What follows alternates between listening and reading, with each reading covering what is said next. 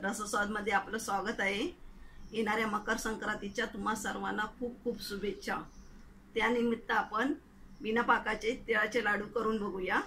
त्यासाठी लागणारे साहित्य बघूया।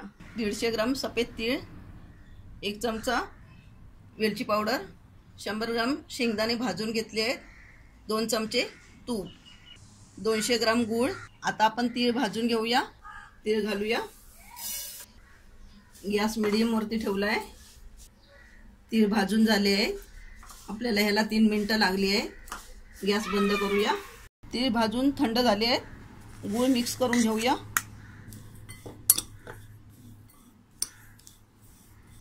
आता आपण तीळ आणि गूळ मिक्सरला लावून घेऊ। तीळ आणि गूळ आपण मिक्सरला फिरून घेतलेला आहे। आता आपण शेंगदाणे घालूया।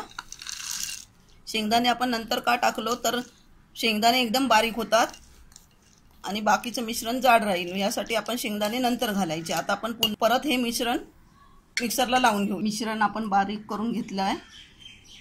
वेलची घालूया। आपण जे 2 चमचे तूप घेतलं आहे ते तापून घेऊया। आपण 2 चमचे तूप गरम करून चांगलं घेतलं आहे। हे आता घालून घेऊया मिश्रणामध्ये। मिश्रण मिक्स करूया चांगलं। हे बिना पाकाचे तिळाचे लाडू आहेत।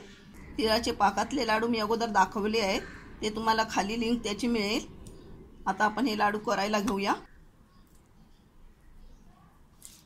जेवढा आकार पाहिजे तेवढा आपण आकार करायचा आहे लाडवांचा।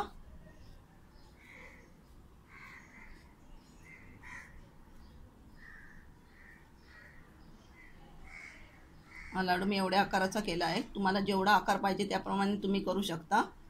बाकीचे लाडू करून घेऊ। बिना पाकाचे आपले तिळाचे लाडू बनवून तयार आहे। एकदम साधी आणि सोपी पद्धत आहे। चवीला पण खूप छान लागतात आणि पाकातल्या लाडवांपेक्षा पटकन हे करायला मिळ होतात। टाइम पण जास्त लागत नाही। अशा प्रकारे हे तुम्ही तिळाचे लाडू मकर संक्रांतीला करून बघा आणि मला कळवायला विसरू नका। हा व्हिडिओ आवडला असेल तर लाईक करा आणि रसस्वादला सबस्क्राइब करा। धन्यवाद।